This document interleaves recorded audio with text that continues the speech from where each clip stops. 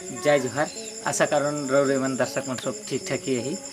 तो आज हमने जे विषय में बात करब वो एक ऐसे शख्स कर बारे में बात करब जे एक्टिविस्ट ठीक है, राइटर भी है के, खास करके उठो हमने कर जे आदिवासी मन कर ऊपर में बहुत अच्छा बोलेला, सच बोलेला, हमने से बहुत कुछ इतिहास छुपल जा है।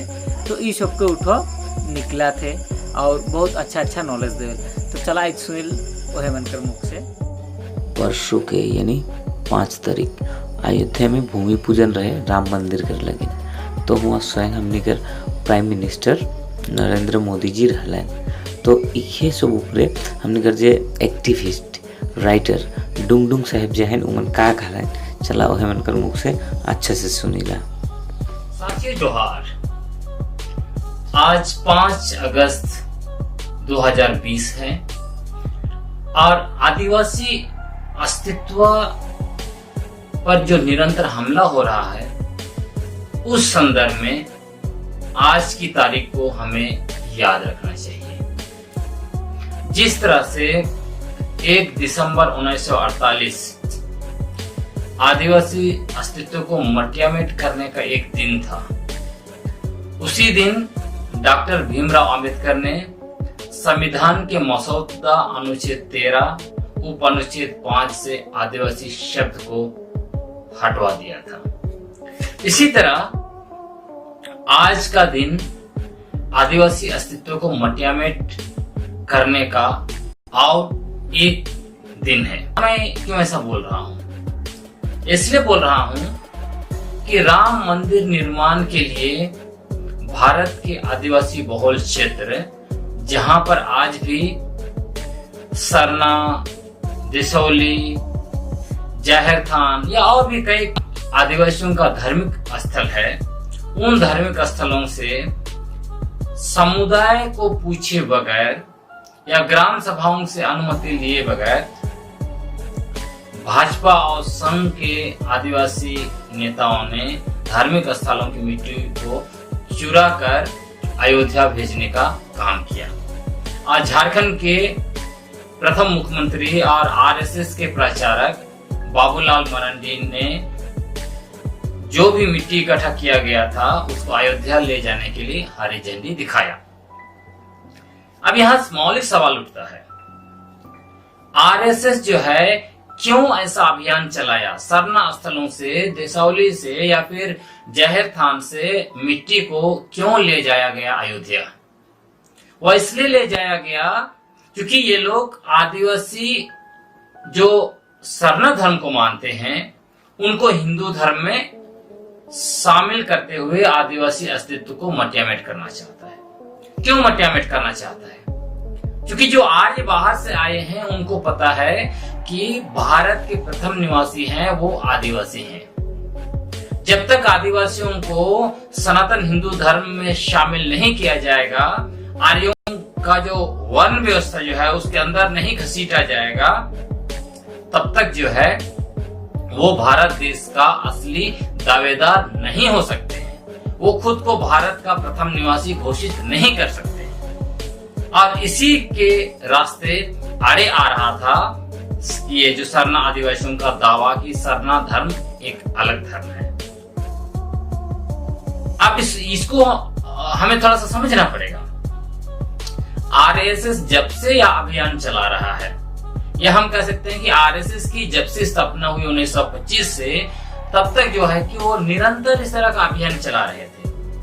1960 के दशक में आदिवासी क्षेत्रों में विशेष तौर पर आदिवासियों का बड़े पैमाने पर हिंदूकरण करने के लिए उन्होंने वनवासी कल्याण आश्रम की स्थापना की छत्तीसगढ़ के जशपुर में। उन दिनों छत्तीसगढ़ नहीं था, वो मध्य प्रदेश का हिस्सा था।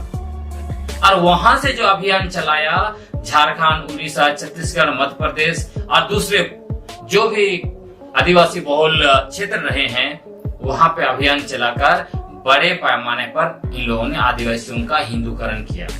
उन दिनों आरएसएस के बड़े बड़े नेता खुद आके आदिवासी इलाकों में कहते थे आदिवासी हिंदू हैं, आदिवासी वनवासी हैं, वगैरह वगैरह। उसके बाद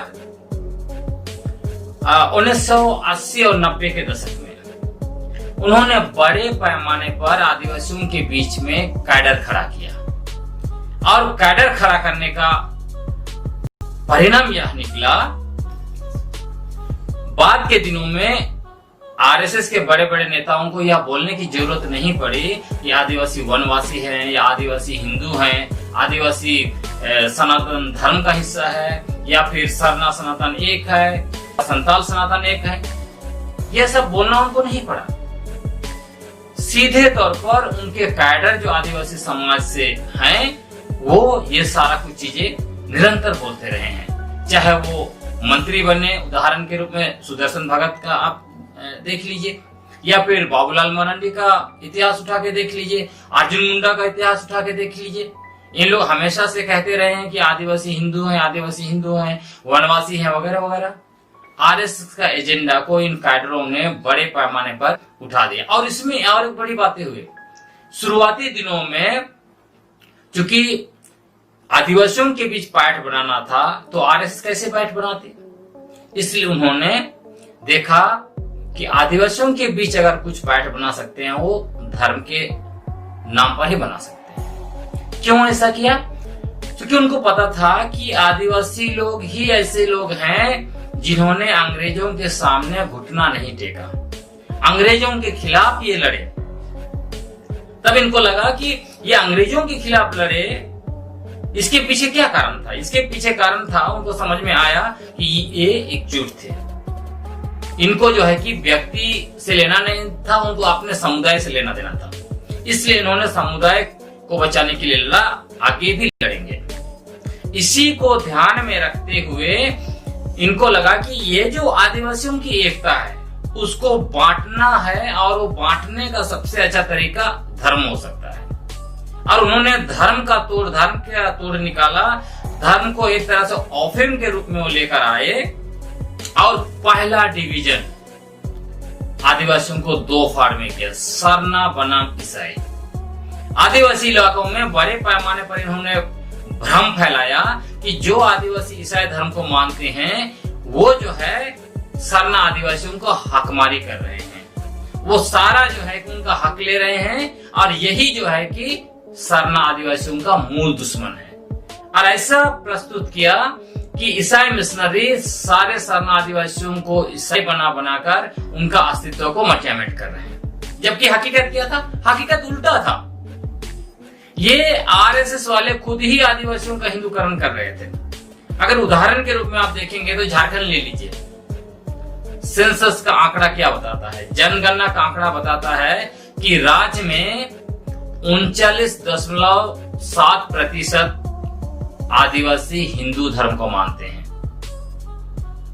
44.2% आदिवासी सरना धर्म को मानते हैं और 14.5% आदिवासी ईसाई धर्म को मानते हैं। तब देख लीजिए धर्मांतरण कहाँ हो रहा है। सबसे ज्यादा आदिवासियों का धर्मांतरण जो है वो हिंदू धर्म में हुआ। लेकिन इसी सच्चाई को दबाने के लिए ईसाई मिशनरियों के ऊपर हमला करके लगातार इसको एक तरह से रेत पर, बालू पर इमारत की तरह खड़ा किया गया और इसको जो है कि सरना आदिवासी मान लिए यही सच है बोलकर फिर वो जो है कि ईसाइयों को अपना दुश्मन मानना शुरू कर दिए। लेकिन उसी भी जब सच्चाई सामने आई तो एक धारा जो सरना आदिवासियों का एक बड़ा सा हिस्सा जो था, उनको लगा कि ईसाई सरना करवा के ये आरएसएस वाले आदिवासियों का हिंदूकरण कर रहे हैं। इसलिए उन लोगों ने बड़े पैमाने पर आंदोलन चलाया और यह स्थापित किया कि सरना धर्म और सनातन हिंदू धर्म ये दोनों अलग अलग हैं, ये एक नहीं है।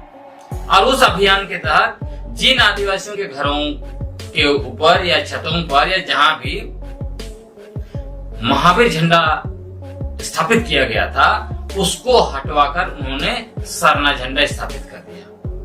जब ये बड़े पैमाने पर अभियान चला तब आरएसएस को लग गया कि ऐसे में उनका जो है सपना भारत को या घोषित करने का कि यह आर्यों का अपना जो है कि जमीन है वो होता नहीं, वो खुद को प्रथम निवासी घोषित नहीं कर सकते थे।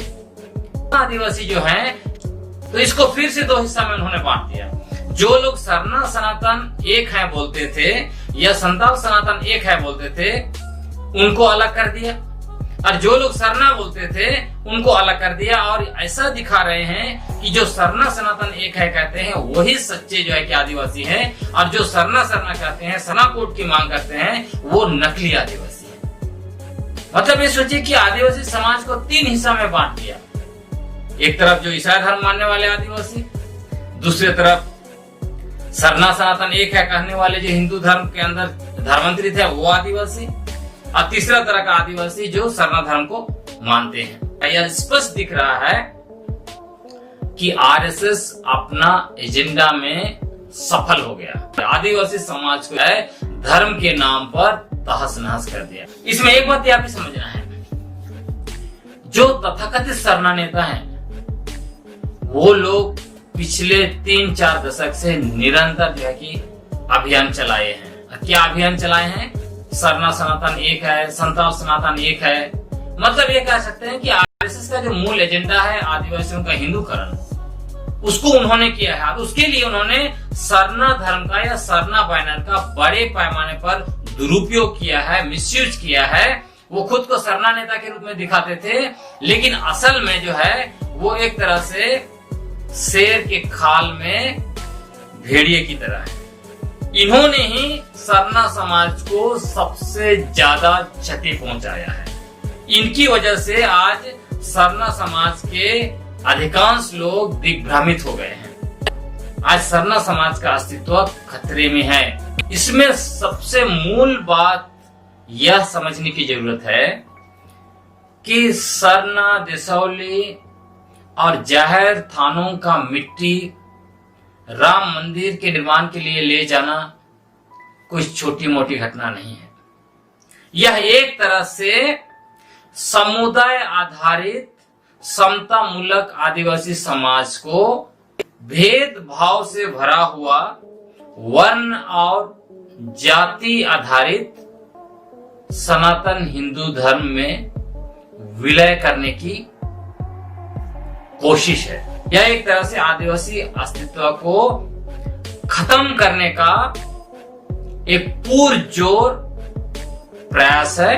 आज जब संघ परिवार यानी आरएसएस और भाजपा के लोग आदिवासी अस्तित्व को खत्म करने के लिए लगे हुए हैं, आदिवासी अस्तित्व को मटियामेट करने में लगे हुए हैं, और आदिवासी अस्तित्व को जमींदोज करने के लिए अपनी एड़ी चोटी एक किए हुए हैं, ऐसी परिस्थिति में आदिवासी बुद्धिजीवी, लेखक, कवि, एक्टिविस्ट, ये सारे लोगों को एक साथ आना चाहिए, बैठना चाहिए, चिंतन मनन करना चाहिए और आगे का रास्ता तय करना चाहिए।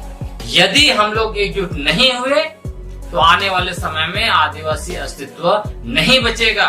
आज हमें खुलकर कहने की जरूरत है कि आदिवासी धर्म, चाहे वो सरना बोले या कोई दूसरा नाम दे, लेकिन आदिवासी धर्म और सनातन हिंदू धर्म दोनों अलग अलग हैं।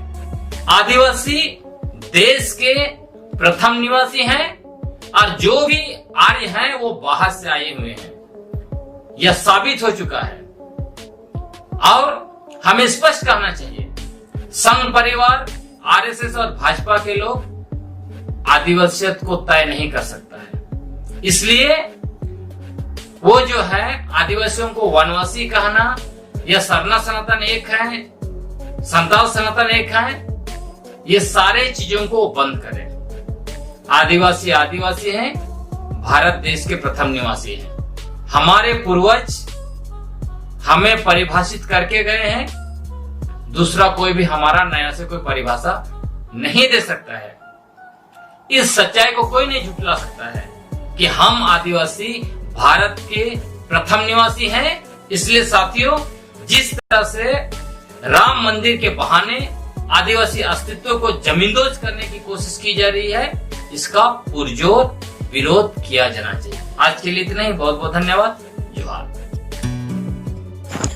वीडियो के अंत तक देखने के लिए बहुत बहुत धन्यवाद। और इसी टाइप कर हमने कर इतिहास मन के और जाने के लिए और हमने कर जो इतिहास मन दैव जाते उ सब के और निकले के लिए ऐसा वीडियो पावे के लिए हमने के जरूर कमेंट्स करबा और ई वीडियो के ज़्यादा से ज़्यादा शेयर करबा और आदिवासी मन के आगे बढ़े में सहयोग करवा। अगर आदिवासी है का तो ई वीडियो के ज़्यादा से ज़्यादा शेयर करा और चैनल के सब्सक्राइब भी करवा।